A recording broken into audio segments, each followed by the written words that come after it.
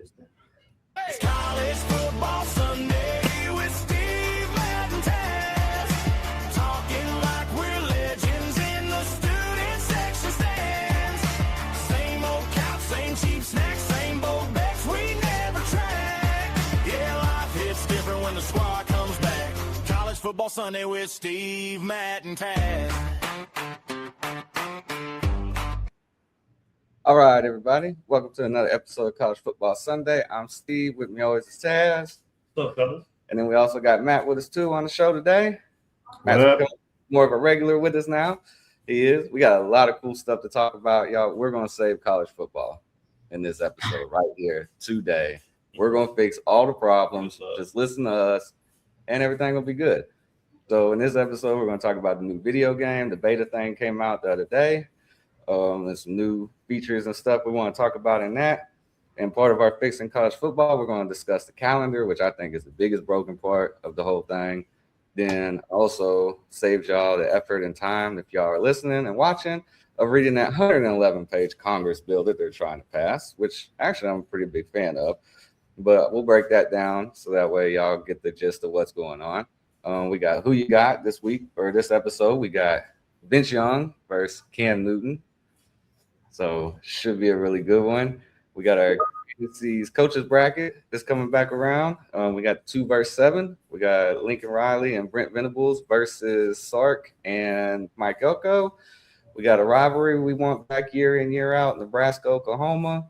And then we got a really cool rivalry trophy, less known one, the Old School Bell, which is between Jacksonville State and Troy. So it's really interesting. A pretty good story behind that.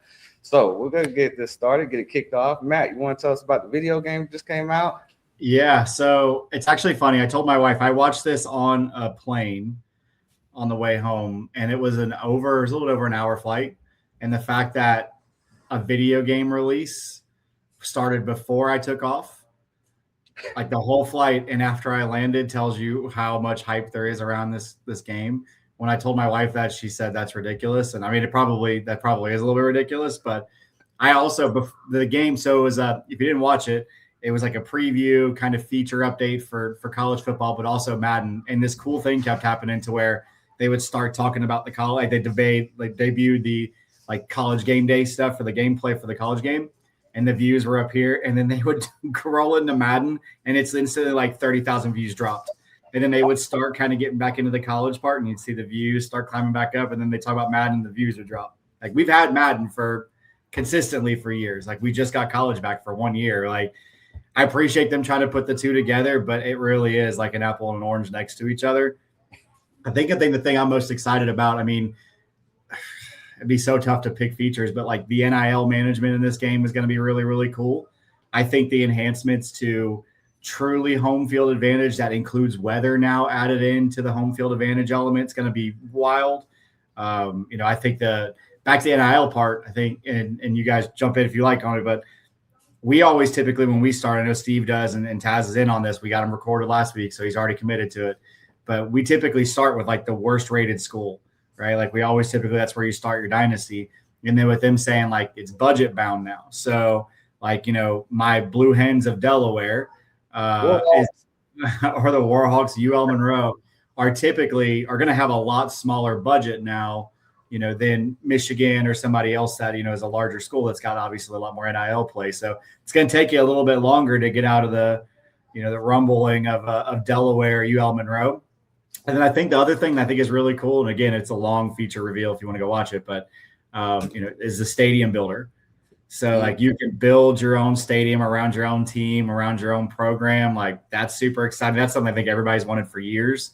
Like when you think about all the creative player and across all the games, right? Creative player and everything else. Now you can create the place that player plays. It's super exciting. Heck yeah.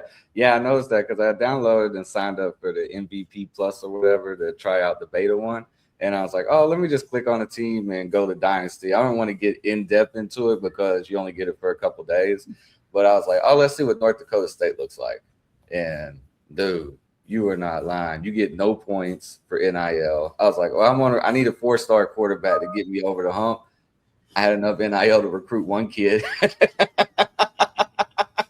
I did if I wanted them.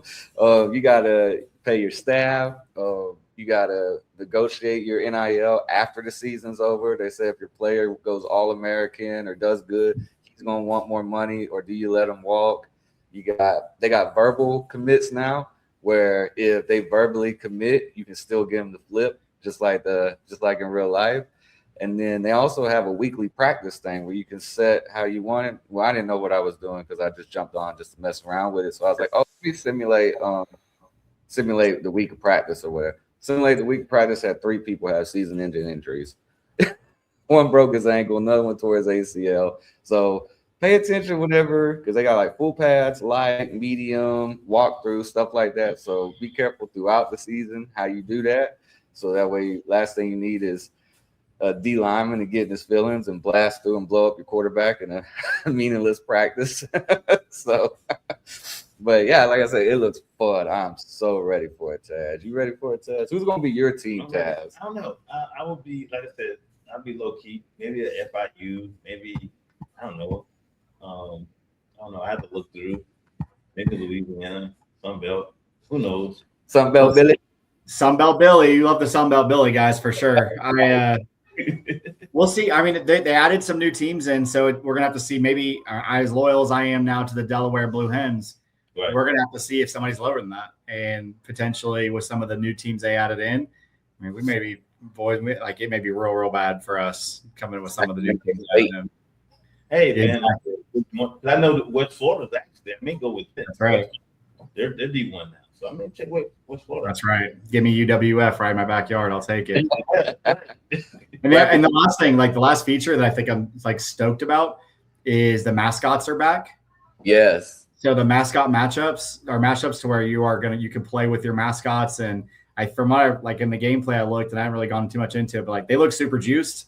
Like it is going to be like speed on speed on speed, just how like mascots laying people out, kind of like you see the videos of those trucking kids and whatnot. Like they're going to be laying each other out. So I'm excited about that. There's some mascots that make my top 10 hate list.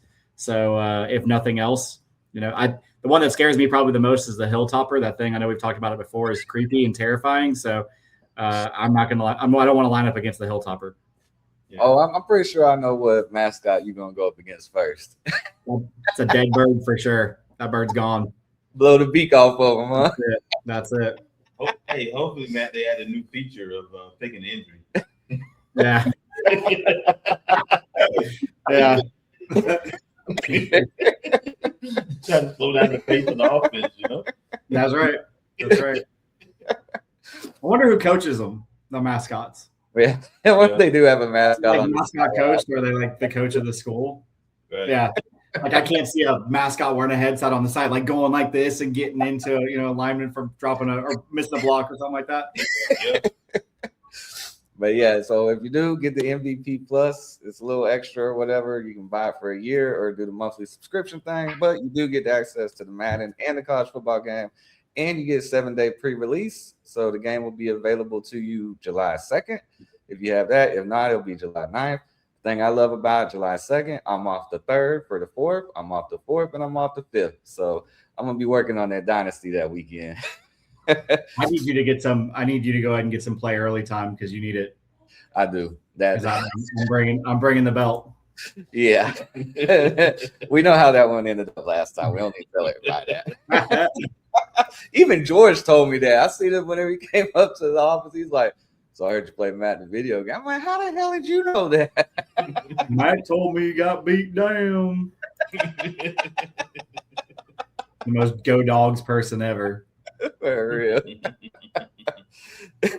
So the next thing that we got here, fellas, that we're going to fix, and this is the biggest problem with college football, everybody, is the calendar. So as you see, I got a nice little friendly cover art of the calendar. So Ted, bring us on in and talk to us about the calendar. Let me give you a few things on the early calendar. It's going to be dealing with early signing period, recruiting, and the portal. Early signing period starts from December 2nd through to December 4th. It's early signing period. You also have the playoffs in the first round starts from December 18th through the 19th. Quarterfinals are December 30th through the January 1st. Semifinals January 14th through the 15th. And the CFP championships on the 25th. Okay. Also, what you have here is recruiting. You have the spring contact period allowed from March through mid-April. Dead periods from heavily in late May through June, and the quiet period is from June to July.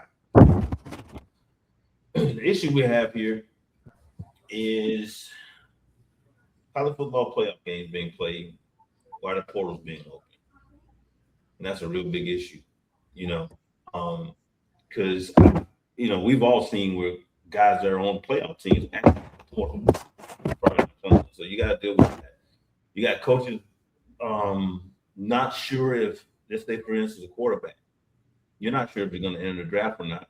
So you don't know if that guy's coming back or if you need to go to the portal and get a quarterback. So that's an issue. So I think somewhere in there, like the NFL, what we need to do, or college football to do, how we need to fix it, is to complete all the games, portal open, also recruiting, shift maybe a little more back closer to February. February is still an option. And coaching changes because you guys now have, what did I say, about 5 days? Yeah. 5 days after the coach is actually hired. Yep. So then that portal opens, or that window opens for those guys. Right now we got a big mess. So I'm going to ask you guys to chime in on what you would think, or what you would do to kind of fix this cap.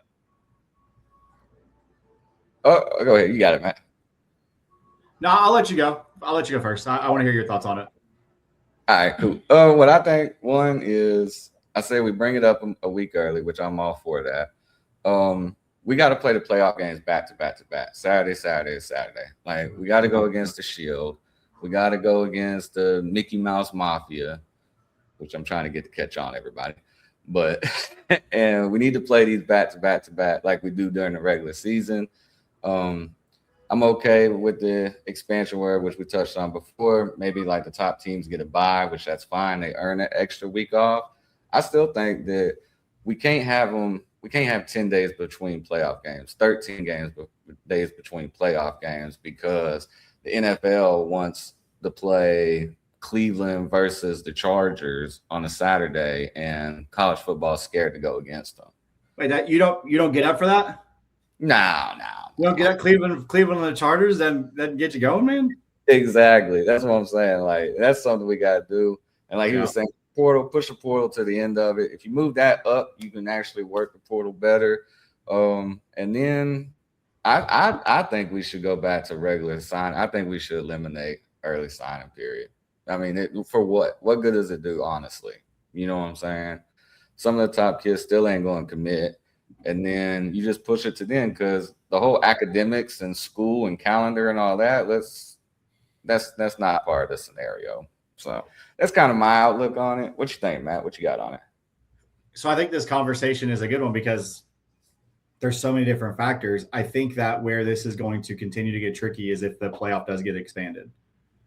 So that further complicates things even more if you get, obviously, because I agree with you. I think it should just go back to back to back to back, and kind of finish it up, and then you put a period in there. But if you expand that, you're closing that window even more. I almost I know that spring camp starts and there's a lot of like early portal and early signing and things like that. But I mean, I genuinely don't see any reason why, like, if it ends, if we were to go back to back, we expand the playoffs, why like February through honestly May, June couldn't just be one solid. This is the time that it's open for recruiting. I mean, if you look at the NFL, right, there's a trade deadline throughout the year, but after that, it's done. They give certain time periods to sign players, certain time periods to do this stuff. Like, I don't know why you couldn't just set that. Your OVs on campus during that time, like you got spring ball so they can see what the team looks like. You sign them, and then you get, by the time you got fall camp, you got those guys on campus going in there. I think, honestly, if you determine that period of like late February through, I don't know, May, June, early June, something like that, and that is your recruiting window, like, and that will help with the expansion. That gets rid of all the early stuff. You're able to still see finals and testing and things like that if it's just one set thing. I will say this, though. I do believe that this is kind of a be careful what you ask for. I mean, a lot of the coaches, complained and wanted change, and then the change they got with, removing that other portal, the other window, and now, this earlier window now getting closed early, and then addition of 5 things. I mean, a lot of coaches kind of cried for this, and I honestly feel like they are regretting kind of what they asked for. Yeah, and we also got to factor in this new bill that they're looking to sign that it also includes coaches not leaving until the season. Right. So that even muddies up even more. I mean, he's coaching the playoffs. He's tied into that school, can't leave until his season's over. That's right. And Lane Kiffin's never going to wait till the season's over. Mm-hmm. It's actually called the Lane Kiffin rule. I'm telling you. But what do y'all think about this? And I think they should have this. I think they should have a transfer portal signing day, just like they do for high school. Yeah, that's what I mean. Like, it should be all that same thing. Yeah. Sort of like college free agency type deal. Right. And normally, like I said, NFL does it right. Free agency is after the season's over. Exactly. Season. Yeah. So complete your season and then, the free agency. Yeah. Same thing with the coaches too. Coaches Right. don't move around in the middle of the year and just sign another job. And so that's why they call it Black Monday. It's because a third of the NFL head coaches get fired on the day after the last regular season game. That's right.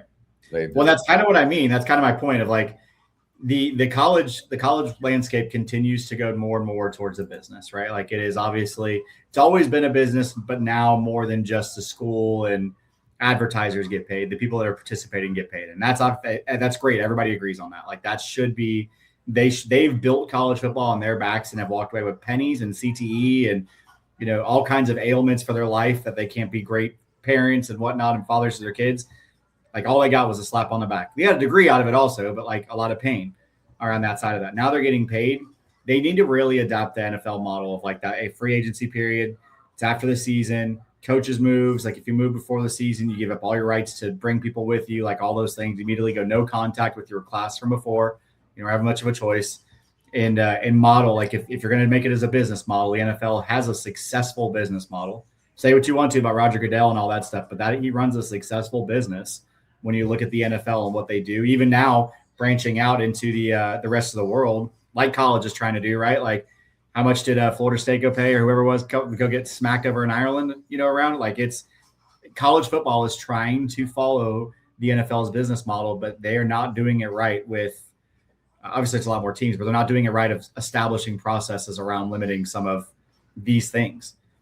If you put a signing period in there that's just like open this, close this, transfer portal, open this, close this, like, and you make it around that, I think you'd be okay. And if there's a certain former Alabama quarterback listening who is going to take these notes and run with it on a bigger platform, just make sure you give the plug to your boys here because we all know you're a thief.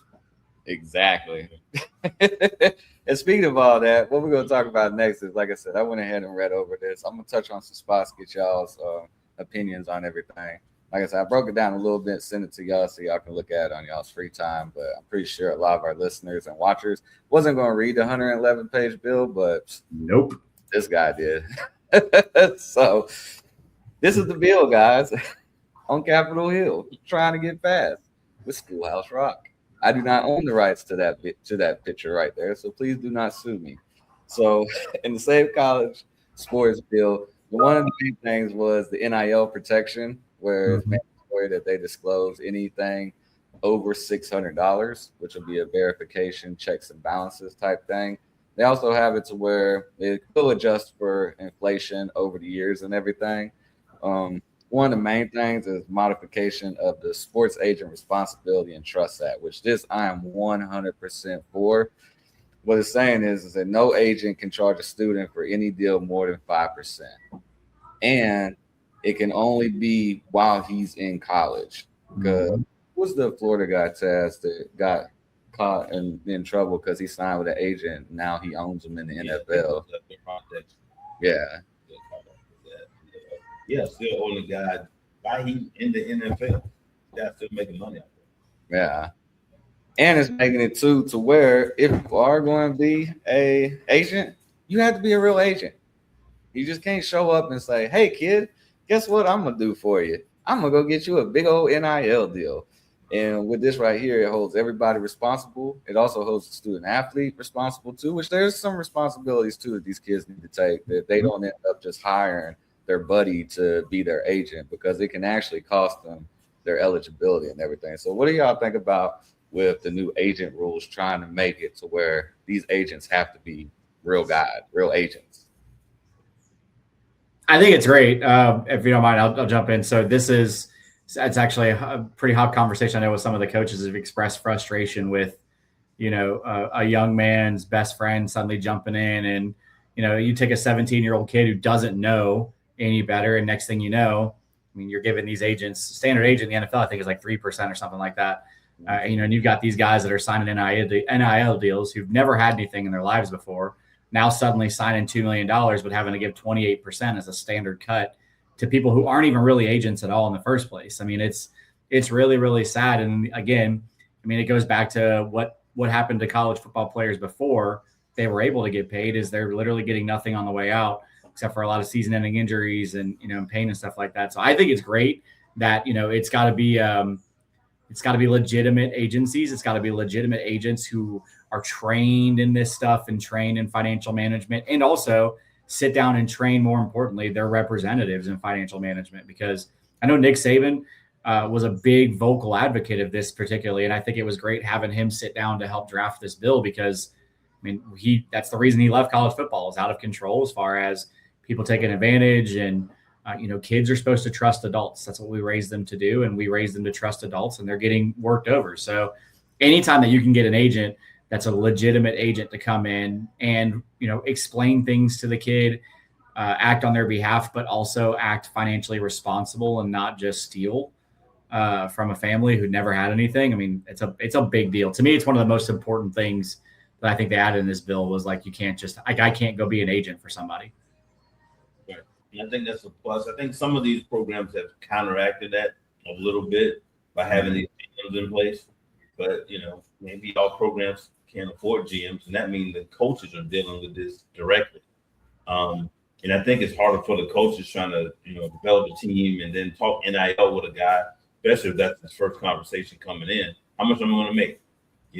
So having these GMs to kind of help take that off the plate kind of eliminates the coach kind of dealing with it also. So this is a plus. But yeah, most definitely. I mean, you're talking 28%. Dude, that's like a credit card bill.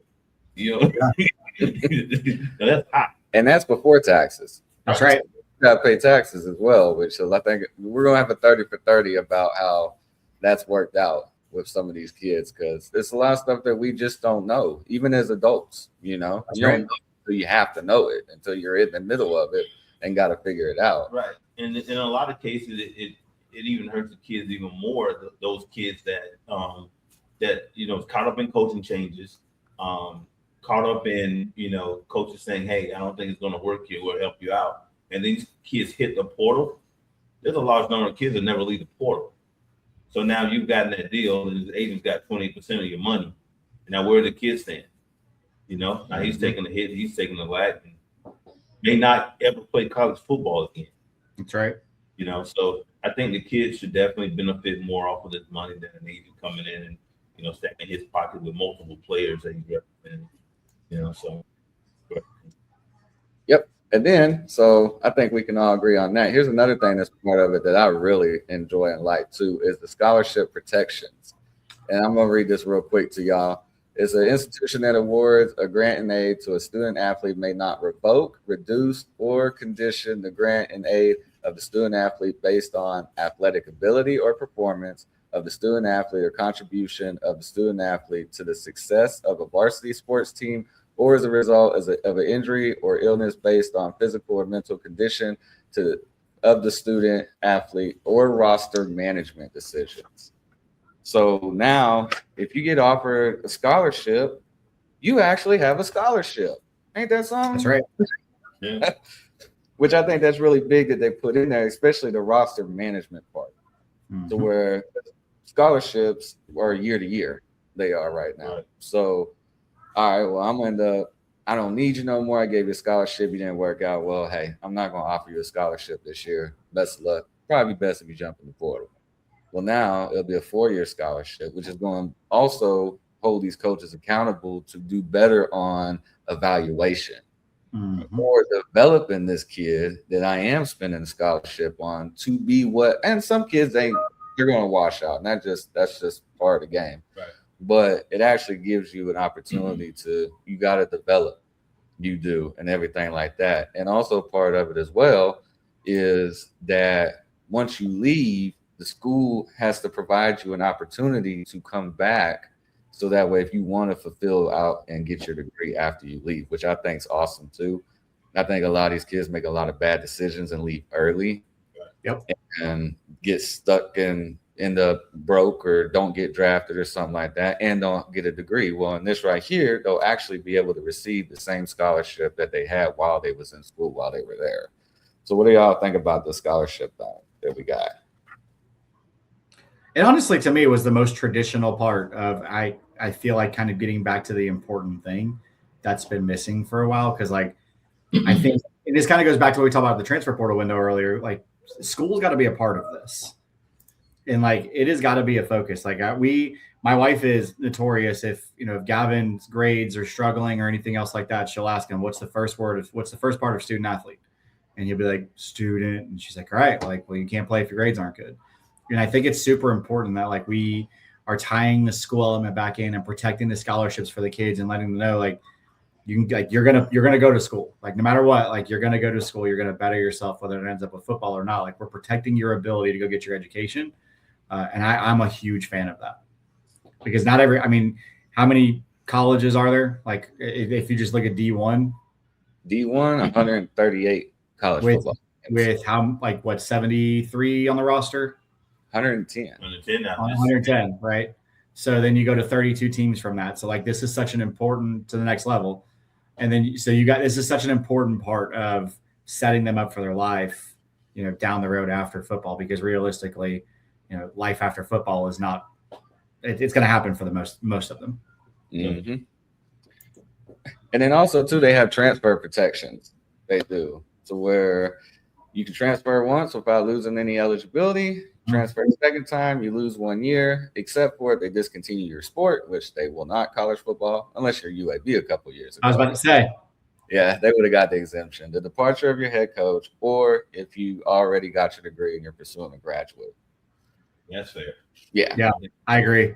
Yeah. Well, now, if they do it to UAB, at least they'll get to hang on to their rib trophy. Exactly. Eligibility, they have it where the completion for a maximum 5 years, beginning with the start of the regular academic year, immediately following whichever comes first, the student's 19th birthday, their actual high school graduation, or their expected graduation. So we won't have 37-year-old kids in college football anymore. So that'll be nice. So are y'all for or against? Trying to build a case here. I'm gonna wrap up with when we get to the end. I'm for. Yeah, I'm for. But I would think there's probably still be a couple cases where there's kind of some exemptions. Medical red still play a part of it. I don't know how much they'll give them leeway as far as insurance. But it probably occasionally things like that happen. Get an extra year, maybe 6 years. Yeah. Well, no, it's gonna be fun regardless. You get hurt. For this, but I will say, like, who is going to govern it? I know I'm going to say that every week on here. I might as well just get a shirt and be like, who's governing college football, babe? But with this, if this passes, it does give the NCAA, what's the word I'm looking for? So they can't get sued. Exemption or whatever. It gives them that. So that's a good thing. If all this goes into, the NCAA can actually enforce the rules that they already have anyways. So it gives them antitrust exemption. That's what I'm looking for. It does. Prohibited compensation in agreements. You can't arrange to pay a student athlete, group of athletes, or family members, or enter into an NIL agreement with a student athlete that is not for a valid purpose to circumvent the results of the cap somewhat. So no more of these fake NIL deals. Yep. Recruiting and tampering, they'll have that, where it'll prohibit an athlete from contacting the institution, an employee of the institution, an institution associated on behalf of a student athlete who's committed. No agents, no SEC people, or not. I didn't mean to call out them by name, but no conference. I felt it. And stuff like that. So I'm all for that too. I am. And I think a lot of these, and then like I said, the Big Ten and the SEC, they shot this down or whatever. I don't think it's none of this that we've talked about. Right. I don't. It's going to be what I'm going to talk about next, and it's the Sports Broadcasting Act that they have attached to this. And what it is it's where they can group up their media deals. They can, and you only need 75% of the FBS. So but it's voluntarily. You don't have to enter it if you don't want to, but you can. Do y'all believe that? I believe that if they grouped it all together like an NFL does, that they'll make more money than they'll get individually. What do y'all think about that? I don't know enough about it. Yeah.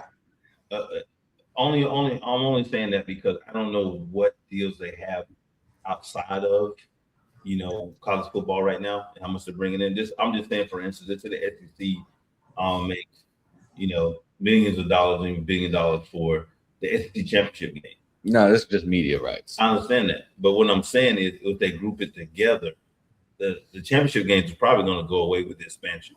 Maybe unless they listen to us. Right, but I'm saying, if it goes away, I think somehow they're trying to make sure whatever money they have now is compensated going forward, and not just everybody just money put in a pool, and kind of like the conference was. How this SEC, regardless, the money split at the end of the year. They don't want to split that money at the end of the year. They want the advantage. If their teams are better and bringing in more revenue and more eyes on the TV deals, like, we should get more money. And not, and spreading it with teams probably half empty half the time, as far as the stadiums, Good, man. I agree a lot of what both of you guys said, but I also like Taz's point. There's so much more that goes into the money, and so much more that goes into like all the outside dealings and things like that. That I think I don't know that I wouldn't be able to know enough for each individual school to make like a decision of what would be best there. I think it's the right framework, but there's where, the thing that drives all of this is greed. And, the college football was unfortunately built on greed, and it wasn't built with the athlete in mind. As I've said that for years, it wasn't built with the athlete in mind. And I think that if we try to put limitations on or make it more equitable, you're going to find ways to cheat. And you're going to find ways to go around it, especially, last time I'll say it for now, if the NCAA is in charge of it, you're going to find ways to get around it because you can, and you have, and you did it for years. That's not it's not a knock. Like, you game the system if you can, if it allows you to game it. That's how we've gotten to this point.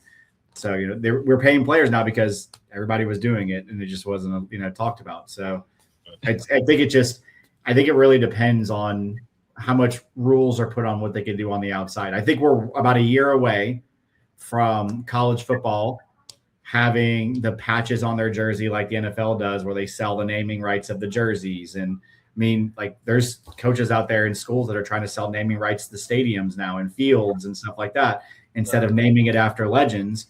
Like, you got to put parameters on those things too, because for example, if Alabama changes Bryant-Denny to AT&T Stadium or AT&T Field, like, does that go to the SEC or does that go just to Alabama? Because there's going to be ways around it if you start limiting stuff like that. Right. I got you. And here's another thing too. I think that they didn't want, and the reason why they didn't like was because also is that the votes, everybody gets an equal vote. So quality ain't it in college football. Yeah, if all the FBS schools, let's say 138 of them joined in, Alabama's vote is just as important as UAB's vote. It counts the same. And you only need a 2/3. You need an ununanimous for the change required bylaws. You just need a 2/3 vote for any major decisions. And you just need a majority vote for any minor decision that needs to be made or changed. So that's another reason I think they shot it down, was because they're like, no, we're Alabama. Our vote means more than UAB. Did you just tie in the SEC slogan of "it just means more" into that? Yeah, you did. Was that intentional? No, it wasn't. That just kind of happened. I would like to sit down with some of those, and I get it. Like, it's Alabama, it means more, which well played, by the way. But I think Convince me why that's a bad idea that everybody gets a seat at the table and how that's a bad idea for football. See, that's the thing I think. I don't think it is. Just Oh, like yeah.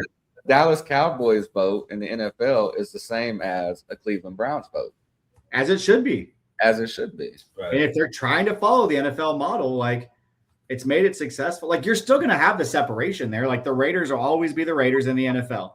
They get just as much of an equal say in what goes on, what games go on, funding, TV rights, all those things as everybody else does. And they're still dog trash. So I almost dropped a bomb, but like you can do the same thing in college, but by giving feedback. And I think that like if everybody is genuinely welcome, like you said, we're fixing college football here. But if they gave everybody a shot at the table and conversation piece, like that's what a governing body is supposed to be as we look at our bill, right? Like you're supposed to give everybody a voice there. And who knows how many of those ADs and coaches and school representatives that are at the smaller schools aren't having the same conversations and don't think the same way, but they have no voice to do it. Like if you give them platform or an access to be able to put their stuff in, this stuff would be fixed if they let everybody give the feedback. It would be fixed quickly. Yeah, I think they need input from the lower guys. I mean, you would think probably the commissioners of the day probably didn't start out in the SEC. They probably started out, lower divisions. They moved themselves up. Sunbelt Billies, baby. Yeah, I mean, you got a whole slew of group of 5 coaches now coming up to the Power 4. You got ADs just coming up to the Power 4. So there's a lot of benefit and insight you can get from those guys from coming from the bottom up versus top down. Yep, that's right. Yep. So here's the last part of the bill, and then this will be us solving college football. One thing I do like that they added on this media thing is the preservation of conference opponents and traditional rivalries. I was hoping you were going to bring it up. I know it's a long bill to read, but I was hoping that this was going to be brought up. Yes, I love it. Member institutions play no fewer than 2 football games that constitute as a traditional rivalry every 4 years.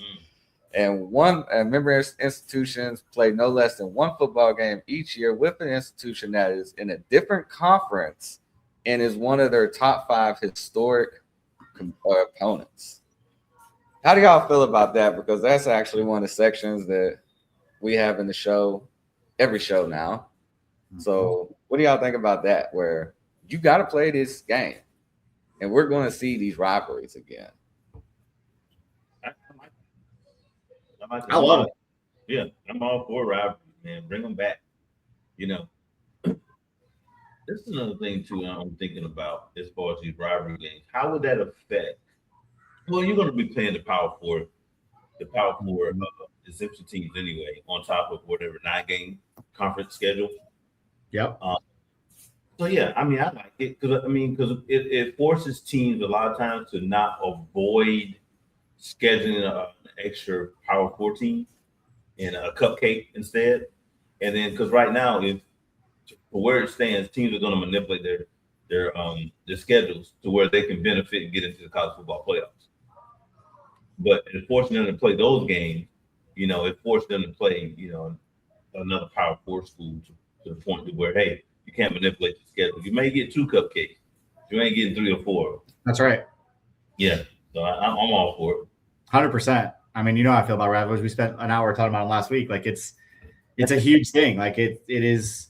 And not only is it a huge thing for the fans, it's a huge thing for the schools. It's a huge piece of recruiting. Like you're going out and getting these kids that also grew up loving rivalries, and you're able to just force them in still and make sure they're still getting followed. Like it's a whole piece of recruiting. Like I also believe that when you have these traditional rivalries that even out of non-con that have been going on for 100+ years, and you can like make sure that they still go on, I think you get kids transferring less. Like the in-state recruiting becomes so crucial again to where like high school signing may take precedent over transfer portal again after some time, after a couple of years of consistently bringing those rivalries back, right? Because like there's some buy-in there. If somebody leaves early at that point, it's to go to the NFL. It's not just to go hop around, because there's a lot of buy-in and there's a lot of hatred for the folks that are on that schedule at that point. And like I've always said, find your enemy and go for their throats. Like if you are somebody that's recruiting that and like you've got this rivalry and that's in that same in-state. I think it's great for college football. It reduces the transfer portal overall, which I think is what this bill is really trying to say without saying, is that like, okay, we've got to make sure that we get in, and fix this. I like it. I do want to, before we get out of this though, I just looked this up sidebar about the ADs and giving everybody a seat at the table. So we were talking about the Alabama AD. His name's Greg Byrne. I'm not sure either way, but where he started in 1994 was an intern for the Fiesta Bowl. So like that's where he started as an advisor for came out of college. He then went to the University of Oregon from 1995 to 1998. He was the regional director of development for the Duck Athletic Fund. All right. And then went to Oregon State as the associate athletic director from 98 to 2002. He went to Kentucky after that from 2002 to 2005 as the associate director for development and fundraising. And then stepped away from college for a year, came back to Mississippi State in 2006 to 2008. And then, from 2010. He then went to Arizona from 2010 to 2017 and University of Alabama. So like there's an example, right? He's obviously worked his way up through the ranks, but how quickly could somebody who's got the right answers be out there not getting a seat at the table or a voice to help fix these things and steer that ship? Because I mean, the role of an AD now is almost exclusively just, it's less directing, more financial management, but it's all about funding. But like if somebody has a better way of doing it, I mean, there's a reason that this guy, like you look at how many years he was an athletic director, out of all the years that he's been bouncing around college football and working, he's been an AD since 2008. Really, he was the youngest athletic director in Division I in history. He was 36 years old when he got to Mississippi State. So like just how the career trajectory you can create for somebody and the buy-in and the feed or the possibilities that an Alabama can take a younger guy like that when he retires, it just makes sense to give everybody that shot. Like I was just curious to see where he came from. Right. Nice. I like that. So there's two more things on here we're just going to touch on real quick because I really want to get to this next topic. I do. Yeah. One of them is like we talked about fixing the calendar. No championship game will be later in January 8th. We all like that. We agree with that. Yep. And there's another thing in there, which is another reason why I don't think the Big Ten, the SEC said they liked it, is prohibition on certain conference mergers and acquisitions, prohibits certain conferences mergers from any conference that reports more than $1 billion in revenue to acquire the assets, media rights, or membership of another conference. So pretty much saying that the two big guys can't merge up together and say we're going to go do our own thing, which I really don't think is like they're going to do it anyways, but that's just kind of putting it in ink that they couldn't do that. So any opinions on that real quick? And that's the bill, and that is how I'm for it. If I got to vote, I vote yes. Taz? Yeah, I mean, I like the majority. Like I said, everybody's not going to get what they want. I mean, some things you're just going to have to give up. That's part of it. It's part of it. But start looking for the betterment of the sport versus the betterment of just your conference. And I would say, and hopefully these guys come to themselves. Like I said, I don't know what else is attached to it or what they feel like they're giving up. That'd be something that they'll have to, disclose themselves. But from what I see right now, I think it's good. I think it helps the sport. It helps the coaches. For the most part, it helps the schools. Hopefully, this bill, like I said, kind of help protect a lot of those Olympic sports also. That'll be another conversation, but it kind of help protect some of those sports, because if not right now, we'll be looking to lose a lot of Olympic sports, which is good sports right now, because of all this chaos in college football. Yeah, and that's part of the bill too, was the Olympics. But like I said, it was 111 pages, and I didn't want to do a 5-hour episode about just the bill. So I just want to touch on the high points. Matt, where are you? Do I got your vote? Yes. Yeah, I am. I think it's a step in the right direction. My favorite thing to see is that people are trying to do something about it and talking about it. Right. And I think that's an important first step. Is it 100%? No. But it's, even if it's 50% right now and it can build off that, it's 50% better than it is in its current state. Yeah. And maybe we'll get people to stop asking so much, or like stop complaining so much and just like throwing like, well, we should just do this and actually start like tightening this up, Yep. And as we've all learned, that the people who run college football, doesn't like college football, or they would already did this without an act of Congress. Amen. So I think we got 3 votes for yes. So we're going to push that bill along, and we pretty much saved college football for everybody. Tej, you want to introduce this next one? I am so ready for this discussion. The next one, I am too. who you got? Today's who you got is Vince Young versus Cam Newton. All right. Vince Young, let's give you a little insight on him. Oh, I got Vince. You got Vince? Yeah. You do Vince. Yeah, Matt said he wants Cam. So Okay. I'm going to give you the front. I'm going to give you the beginning, let you take it. And then, like I said, I got something. Being the producer gives you He's extra sitting on perks. something, man. I'm sitting on He's sitting on something. Did he just Kanye you? Yeah. I'm gonna let you talk about it for a minute, but there's no need to Kanye, Steve. I get you're excited about being wrong on Vince Young on this one, but like you can let Ty talk for a second. My boy's sitting on something. All right, what you got, Ted? Give Taylor her flowers, bro. Damn. You and you Matt got? got this segment. I'm good. Go ahead, Steve. Now Yeah, let's go. Oh yeah, Oh, lay it on me. Yeah, you Kanye'd him now. You got this fight. Let's go. I'm going to go last. He's gonna try to drop a bomb on you, man. I'll tell you. No, you listen. You can't Kanye somebody and then not go. So you go, and then I'll go, and then you can drop your bomb. Afterwards. Okay, all right, that'll work. I got As the game show host, you got to bring it up, Taz. You got to bring us to it. Yep, bring it up. Here we go. All right, Vince, Cam Newton. Cam Newton. Let's go Vince first. 2005 consensus All-American. 2005 first team All Big 12. 2005 Manning Award winner, Maxwell Award winner, and Davey O'Brien Award winner. 2-time Rose Bowl MVP. His records: 03 6-1 record, 1,100 yards, 6 TDs. 04 11-1 record, 1,800 yards, 12 TDs. 2005 record, 13-0, 3,000 yards, 26 TDs, and of course, you know what happens there with the championship. He has a total record of 30-2, 6,040 yards, 44 touchdowns.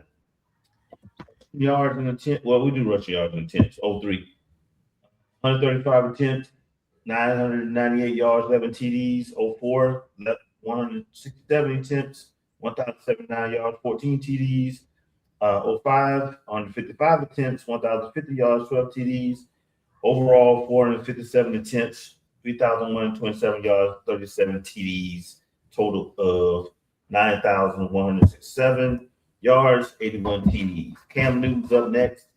In 2010, Heisman Award winner, Maxwell Award winner, Walter Camp, Davey O'Brien, Manning Award winners, consensus All-American, first team All-SEC, and SEC Offensive Player of the Year. Started at Florida, 01-08, didn't play much there. Went to JUCO, then college for a year, then comes to Auburn. 14-0 record, 2,800 yards, 30 TDs. Overall record, including his JUCOs, 25-1 record, 5,741 yards, 52 TDs. Rushing overall, 393 attempts, 40 TDs. And there you go. So, Steve. All right. So, my boy Vince Young, 2-time Rose Bowl MVP against Michigan and against the #1 team in the country at the time, USC, and probably the greatest football game ever played. Of a USC team that was on a 34-game winning streak, single-handedly won that game on his own. He did. And he's 6,000 yards passing, 3,000 yards rushing, 30-2. And those are all, for everybody who's listening, those are all FBS games, not 2 years at one school where you don't get to play and then a JUCO jump or whatever. So my boy went 30-2, 6,000 yards passing, 3,000 yards running, 9,000 total yards, 81 touchdowns. Should have won the Heisman, but Reggie got it that year. And in that sense, he kind of showed who was the best player of the year that year in beating that team, that USC team that was trying to win their 3rd straight national championship, that would have went down as one of the greatest teams of all time, averaging over 49 points a game, with 2 Heisman Trophy candidates, 2 Heisman Trophy winners he beat. So that's what I got. What do you got? Let me ask you this. What star rating was Vince Young coming into college? Yeah, so you were like, I'm ready to drop bombs. I know you got one, but let me ask you a question. What star rating was Vince Young? And then what rating was Cam Newton? Let's just address those two things first. Well, I'll let the moderator. I think he's looking it up right now, but we're going to let him. I'm good. Go ahead. All right. So where did Cam Newton start his career? University of Florida. Right. He was I believe, a 3-star, 4-star coming out of college. Vince Young was obviously a higher rated kid coming out of college, right? Right. Exactly, right? So he's already a higher rated kid. So the fact that we're having this conversation is going to help Your Honor make my argument stronger that Cam Newton did it with less people around him, right? I think that's very obvious when you look at the two teams around him, less people around him and less, I don't want to say talent, but less optimism or less star power than Vince Young. Your Honor, I'd like to address something that the counter argument here has said. And I do agree with you. I agree that Vince Young it deserves no disrespect. And I'm not disrespecting Vince Young in any way. He was an outstanding guy. But let me just knock you off right now. So you talked about the Tech or the USC game, right? And I agree that Vince Young did have an amazing game. But when you look at it, Vince Young had a better single college game, but Cam Newton had the better football career overall. And you cannot compare wins and losses in career. You can't tell me crap about Vince Young outside of what he did in that one game against USC on the national stage. Every time that Vince Young comes up, it's talking about stopping USC and how he overcame this mountain to stop USC. But when you talk about Cam Newton, you talk about what Cam Newton did. So let me ask you this. Let me just run down this list real quick. And Steve, I'm going to ask you yes or no questions. So please, yes or no. We don't have time as we just talked about Congress. We don't have time to talk about the other things there. So please, yes or no. Heisman Trophy, Cam Newton, yes or no? Yes. Vince Young, yes or no? No.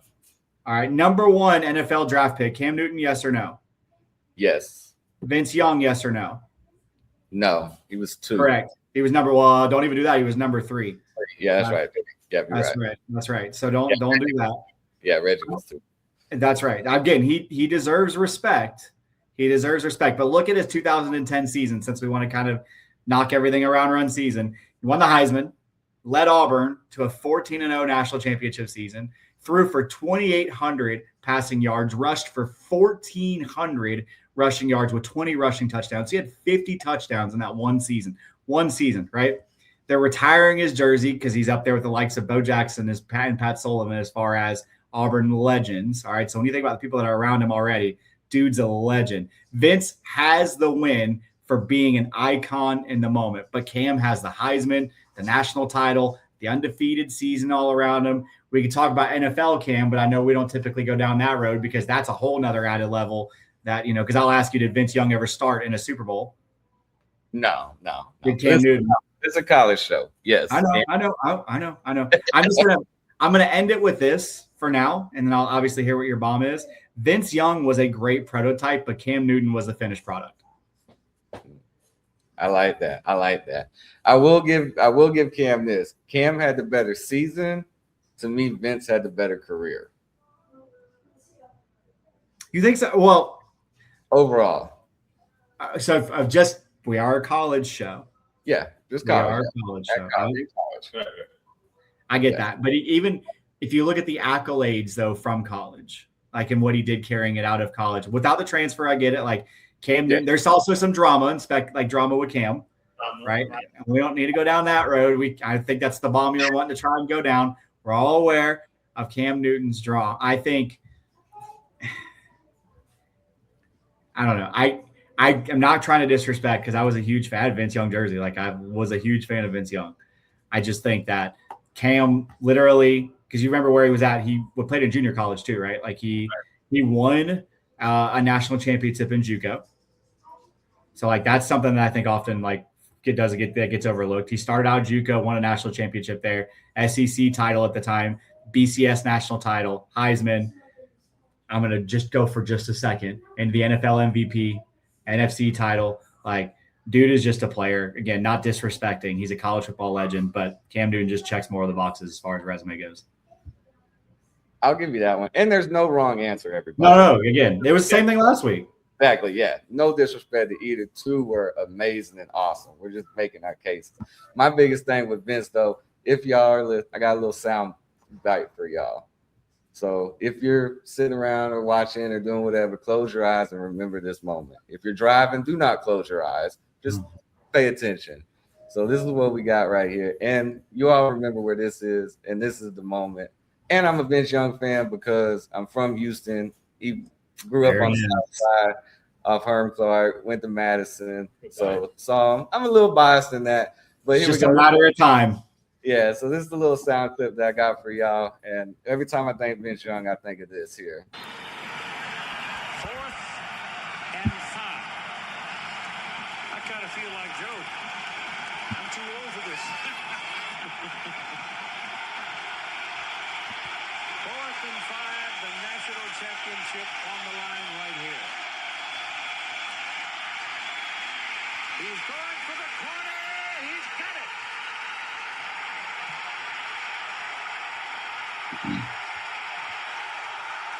Vince Young scores. The great Keith Jackson, the greatest call in the greatest game at the end of the game, 4th and 5 to win the national championship, to beat the number 1 team in the country on a 34-game winning streak. Vince, you got my vote. Matt, I'm sure Cam got your vote. It was a great discussion. I loved it. Just a little.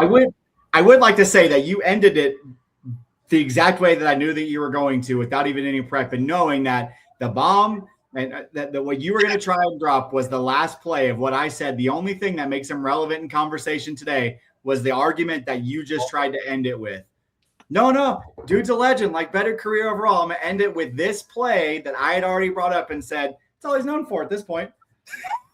Like, you can't talk about Vince Young's stats from anything else outside of that. Didn't get the Heisman, right? Reggie got it, lost it, got it, lost it, whatever it was. But, like, Cam Newton, I can tell you all about his stats for that whole season, right? If we're going season to season, you ended it the way I hoped you did. That's it. I love it. Great. That's it.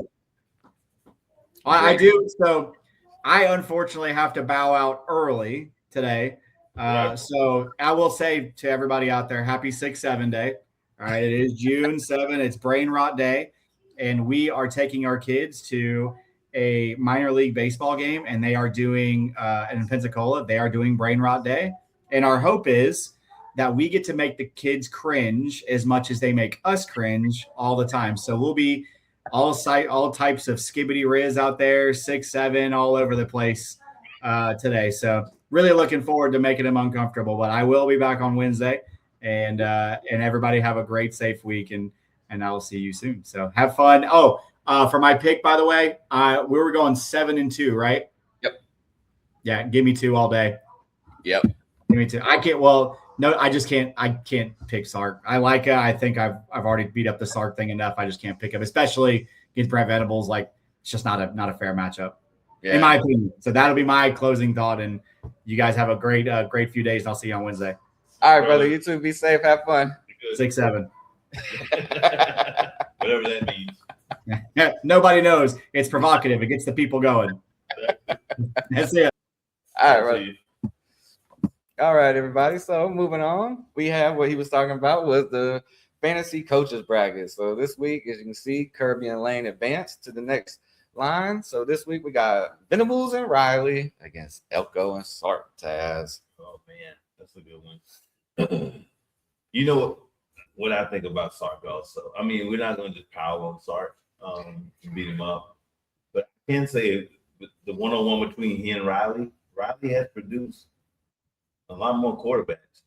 3 Heisman Trophy winners. Right.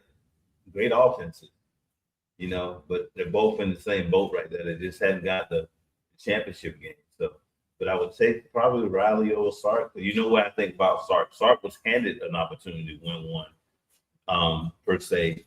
Well, he was at USC, but as a head coach, I think Riley has done more as far as developing players, especially quarterback position.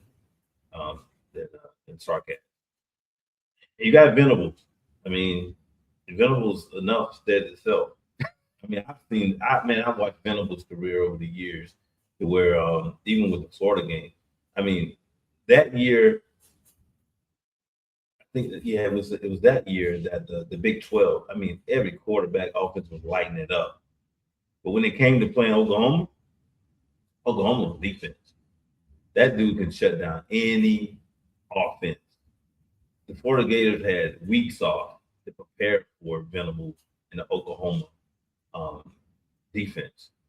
Dude, they made plays in there, but it was a hard struggle at times trying to move that ball on that defense. And of course, we all know what he did at Clemson, won a couple championships there with Dabo and that defensive team. And now you kind of see where Oklahoma's defense trending versus the Clemson defense trending now that he's gone.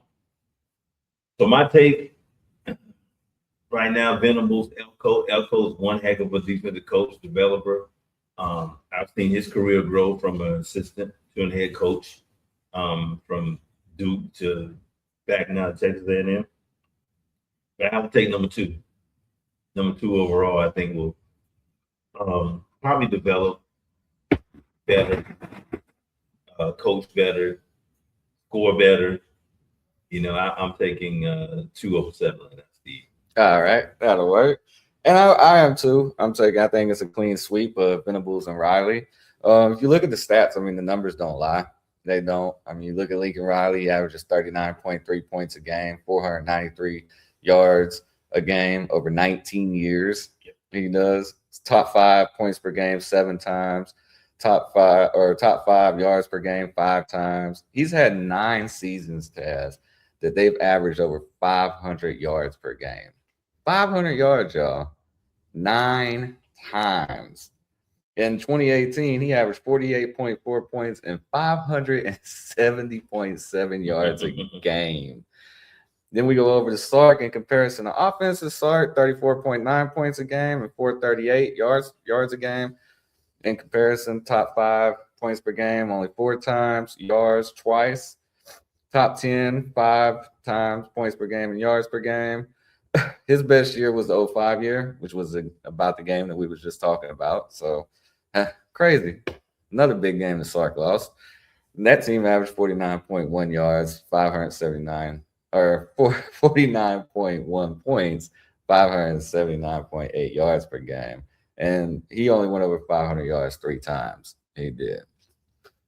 Venables, same thing. I mean, Venables' numbers are real comparable to Kirby's. When I was looking at and I ran the numbers, Venables been at for 30 years, all the way back to K-State when he was a linebackers coach. Over 30 years, he only averages giving up 18.4 points a game. He's been the top 5 in points 8 times, top 5 in yards 6 times, top 10 in points 14 times, and yards 15 times. So his best years was in 18, where he only gave up 13.1 yards. There's been 8 times. This is a stat that I never paid attention to until the Kirby stat. 8 times his teams have given up 14 points or less on average for the year. Now, I got a coach giving up 14 to 18 points with an offense that's going to score 39 to 40. I think Sark or Venables and Riley is going to be a real hard team to beat. He was top 3 in points per game 4 out of 5 years. The only year not was the COVID year, which I don't count. And top 10 in points per game 6 out of 7 years, back from 97 to 03, and 8 years from 14 to 21. Once again, the only one was the COVID year. So Elko, he does good. 17 years he's been at it. Top 5 points per game twice he has. Bowling Green, I mean, it ain't easy to win in Bowling Green. Every year his defenses get better. It's just he's never been anywhere longer than 3 to 4 years to see the long-term fix. You know what I'm saying, Taz? Right. He hasn't. And then you just look at what, like you were saying before, what Venables is doing at Oklahoma now.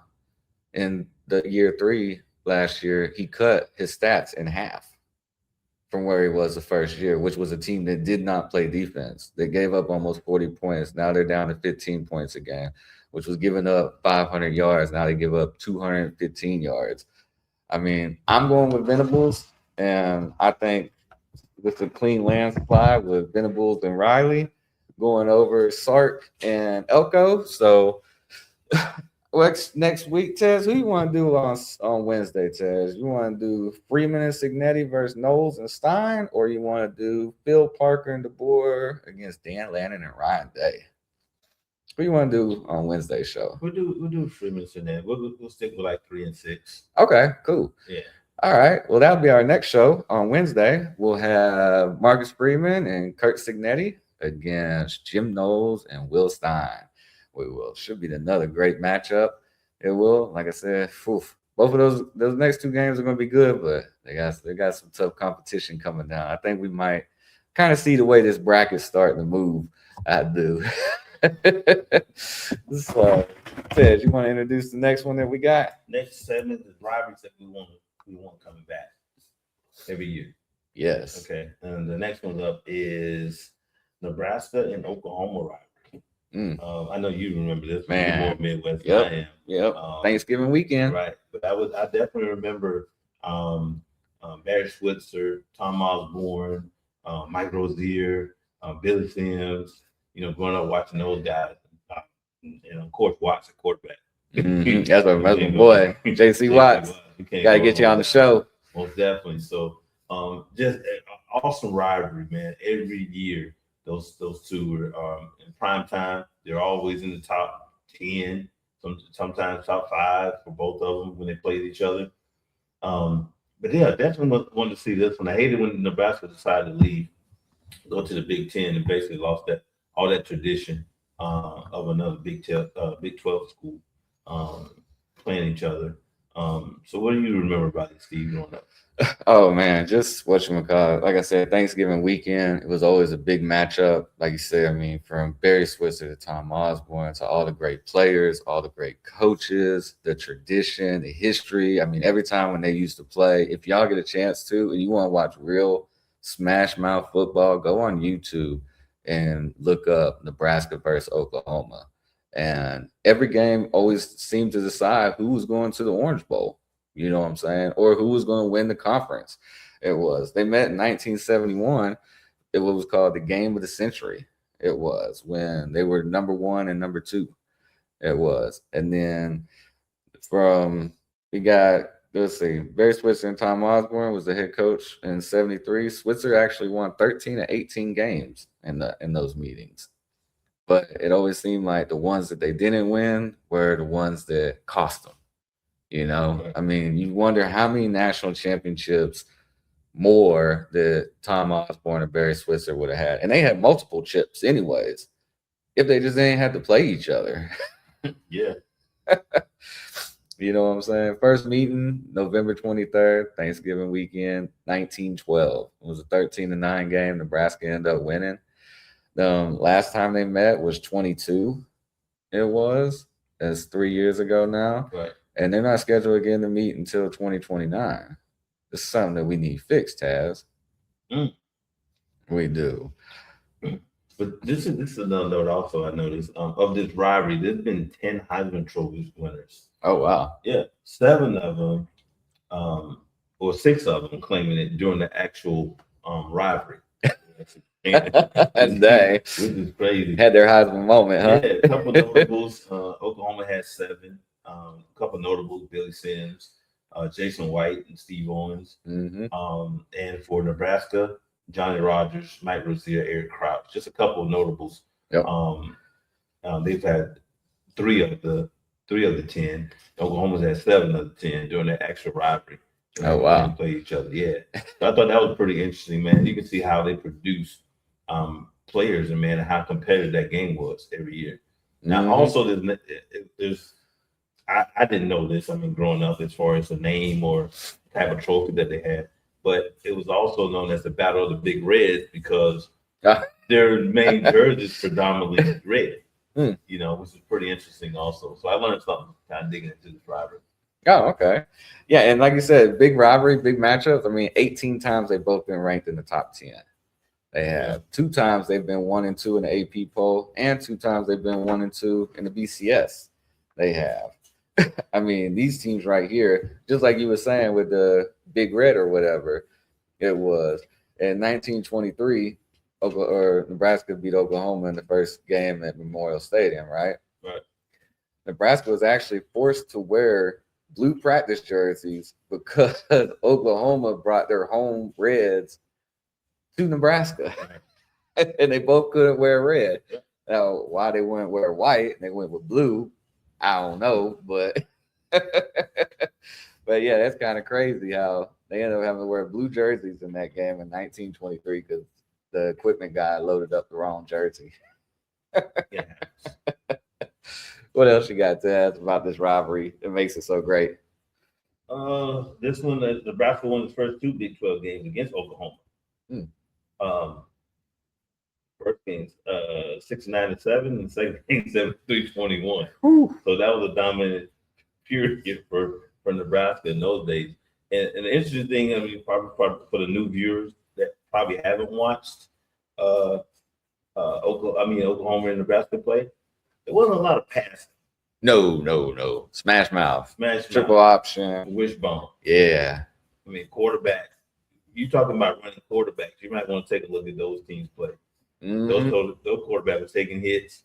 There's also something that was featured in that game that we don't really see anymore, and that was a fullback. Yeah, there ain't no more of those. Dang. Some of those Heisman Trophy winners, their title was a fullback. Right. It was. Right. Yeah, no, we don't have those anymore. Taz. Yeah. What is that? Google it. So yeah, I'll be interested to see this rivalry again, and hopefully with that bill, kind of put things back in place where these rival teams have to play each other. Mhm. We'll see it more often. I'm looking forward to it. Yeah, here goes a fun stat. Like you're saying, Oklahoma dominated here lately. Did you know Nebraska won 21 MVIAA titles prior to World War II? They did. And then Bud Wilkinson, he ended up actually turning Oklahoma into a powerhouse. He's the one who let Barry Switzer put in the wishbone offense, what you was talking about. Right. He was. In the 50s, Bud Wilkinson won 3 national championships and began, check out this stat. This was a crazy stat, and this will never be broke, ever. It won't. An NCAA record 74-game conference win streak. 74. Now, this is the same team that went on to win 50-something games in a row, too, that set the record for that as well. But, yeah, that is insane. 74. 74 games. That's playing 9 games a year. Hell, that would still take you 8 years going undefeated in the conference. Nobody's going to do that no more, Taz. Yes. What else you got? Just the end of that rivalry, which was a great game also in July 2010. Nebraska, they announced they were joining the Big Ten to lead the Big 12. In the school rivalry that year, which they did play in 2011, NU and Oklahoma, they met for the championship game. And that was the last conference game, and Oklahoma taking the victory 23-21. Dang. Yeah, also, too, they actually played this rivalry game, too, the day after John F. Kennedy was shot. It was. They almost canceled it. They was going to, but they got permission from his brother Robert to play the game. But the crazy part is that America was not real fond of that. So they caught a lot of grief for that. They did. Well, as of now, I mean, they're scheduled to be played in Norman in 2029 and Lincoln in 2030. Man. So if nothing changes. So we'll see. Maybe they'll give us somewhere to go in 2029, 2030. It'll be a good game to go to. It would, yeah. Did you know that in 1978 they also met in the Orange Bowl? And that was the only time that they actually met in a bowl game. It was actually a rematch. It was that they had, because Nebraska upset Oklahoma, and Oklahoma actually got an invite to the Orange Bowl and ended up getting a rematch. They did. And what makes a good rivalry too is the championships. You know what I'm saying? It says that when you go, I could imagine what their trophy room looks like at these two schools. You know what I'm saying? Between Heisman's and personal, individual championships or goal or trophies and everything else. It says the schools have won at least a share of 71 of the 89 MVIAA and Big 8 championships. So pretty much, if you wasn't one of them, you wasn't winning the conference. Right. And they won 70 something of 80. Yeah. The largest attendance for that game, for that rivalry, 76,636 fans in 1974 in Lincoln, Nebraska. Really? Yeah. Actual Memorial Stadium. Check this out. Oklahoma was ranked number 1, Nebraska number 4. Oh, wow. Another top 5 matchup. Top 5 matchup. Largest crowd. Dang. So hopefully we can get that rivalry back. It may even exceed that if they bring that rivalry back more often. Oh, yeah, most definitely. By then, the stadiums will hold more people. So it should be a record they can break. Yeah. They can. They've actually met its top 5 opponents 9 times, with Oklahoma winning 6 of them. They do. And that, like I said, includes 4 times that they were both number 1 and number 2. And 71, 87, and 2000 and 2001. It is. And it's a pretty even series when you look at locations. It is. Yep. So, like I said, this is where we really want to get this type of game back. We do. I mean, look at the tradition. Look at all the different rivalries that they have. And Nebraska going to the Big Ten kind of slowed and stopped the rivalry for a little bit. Oklahoma going to the SEC probably would have did the same thing, but at least we would have had the rivalry probably up until the last 2 years instead of not having it for like once or twice the last 20-something years. It was. So that's what our rivalry that we want back this year that we're going to have. And next show on Wednesday, we'll have another new rivalry that we want back every year. Like you said, Tess, hopefully that this whole bill will get this stuff passed and they'll force them to play these games. Right. You know what I'm saying? They will. So, all right. So the last segment of the show that we got that we're doing every show now is we're going to talk about a rivalry trophy. And we'll talk about some of the more common ones down the road. But every now and then we're going to throw a wrinkle in there on something that nobody really knows much about. They don't. And here it is, everybody. The Old School Bell. And that's the matchup between Troy Trojans and Jacksonville State. So, Taz, what you got about these two schools right here in this rivalry that they got? First meeting for these two schools on November 27, 1924. Jacksonville State won that game 14-9. Last meeting was December 16, was 2025. Jacksonville State 17-13. So Jacksonville State currently right now has won the first meeting and the last. Yeah, that is true. Currently. These teams have met 64 times. Jacksonville State leads the series 34-28-2. Largest victory, though, was by Troy, 49-0, 1997. Dang. Largest win for Jacksonville State, 13, 1954, 19, or the largest streak, 1954, 1966 for 13 games. And right now, of course, currently, Jacksonville State holds the lead on the streak. Heck yeah. These two schools started playing together when they were both in Division II.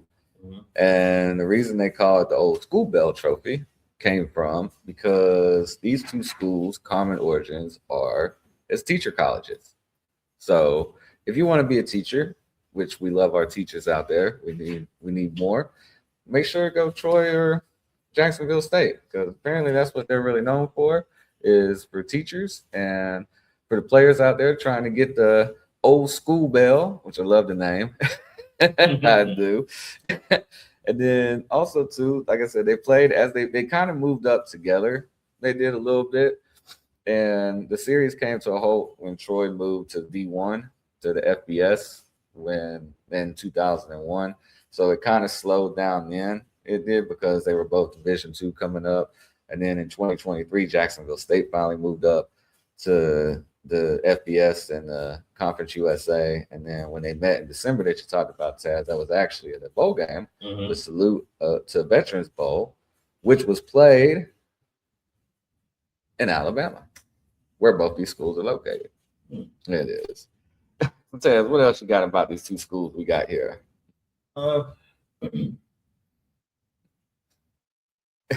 Tell us a little bit about the history that we got about these two schools. Well, we got the history of the old school bell. You kind of mentioned it with two of those two schools, physical rivalry trophy known as the battle of the old school bells.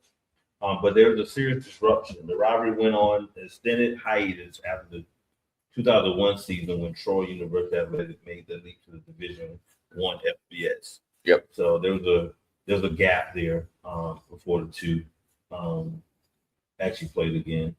But there may be some notable players. Caden Creel directed the offense, throwing for 171 yards on the game-opening touchdown for Jack State. Andrew Paul scored the game-winning touchdown on a 1-yard direct snap in the fourth quarter. Nice. And DeAndre Johnson, just a couple of things. The receiving course was 6 catches, 101 yards. Sweet. Just a little notes from that rivalry game. Yep. And then the first game that they met in 1924 was in Jacksonville, Alabama. Not Jacksonville, Florida, everybody. But Jacksonville leads the overall series, but Troy has actually gone 12-4 since 1983 against Jacksonville State. So they kind of got the upper hand. And they meet up with each other. Like I said, they used to do it every year. Then they kind of went on a hiatus. Then they kind of brought it back. Now there's really no outlook for when they're going to play this game again. So I wonder if at that bowl game, well, I'm pretty sure the salute to Veterans Bowl, that they probably played for this trophy and the bowl trophy. So they actually went home with 2 trophies that night. They did. And it looks like Jacksonville State's going to hold on to it for as long as it looks in the future, unless they meet in the bowl game again or they get on the schedules and, hey, guys, let's get these games. Let's get these rivalries back. Let's compete for these trophies. All they're doing is sitting around collecting dust. Yeah. So that's our rivalry trophy this week or this show. I keep saying this week, but we do it twice a week now. For this show, it is. So next show, we'll have another trophy, a different trophy for everybody. Like I said, we'll talk about some of the ones that people see and know a little bit about, but every now and then you roll across the random one. You're like, you know what? I bet nobody's heard of this except for probably the Jacksonville State or the Troy people. So just trying to show y'all some new stuff out there in college football and what makes it so great. So we had the last 2 segments or shows? We had the Battle of the Bones. Yep, Battle of the Bones. And now we have the Battle for the old school bell. School bell. Yep. Awesome. We do. So, well, that's pretty much going to wrap up this show that we got, Taz. It is. And I think it was a good show. We did a lot. We saved college football. Got it in about an hour and a half. And like I said, if y'all just listen to us, follow us, and do what we say, then everything should be good. And college football be the best sport in the world like it already is. It is. So, oh, yeah, don't forget, everybody. I keep forgetting all the time. Don't forget to like, subscribe, download, follow, tweet, repost, Facebook, Twitter, TikTok, Instagram, all those different places. We're everywhere. Also, don't forget, if you're listening, hit the download button. So that way it'll help us all out. Don't cost you nothing. Just let you know whenever we drop something new. Right now, today is Sunday. So we are actually less than, I want to say, 12 weeks from college football starting. Yes, we are. We are actually about 82 days away from college football starting. So we're getting there, everybody. We're almost there. Like I said, we'll be back Wednesday evening. We will, with new topics, new discussions. Who knows what we'll talk about then. We'll also have another fantasy coaches bracket, another Who You Got, rivalries we want back, another rivalry trophy for y'all to see, and then a couple other little topics, just a hot bit in college. If y'all want to hear it here first, this is where you tune into, because someone else will watch our show and then they'll announce it on some big brand, and then everybody think they're a genius. Ain't that right, Taz? Happened before. More than once. So just be sure to give us our shout outs whenever you end up taking our schoolwork. All right. So that's really all I got for this episode. It was good having Matt on the show. He had to run. He had some family stuff to hanging out with the kids and stuff this weekend. So Taz, you got anything for the people before we go? Good, brother. All right. Well, that's pretty much going to wrap up another episode of College Football Sunday. Like I said, be sure to do all those social media things. We're still trying to figure all that out, and we will see y'all out here on the next show.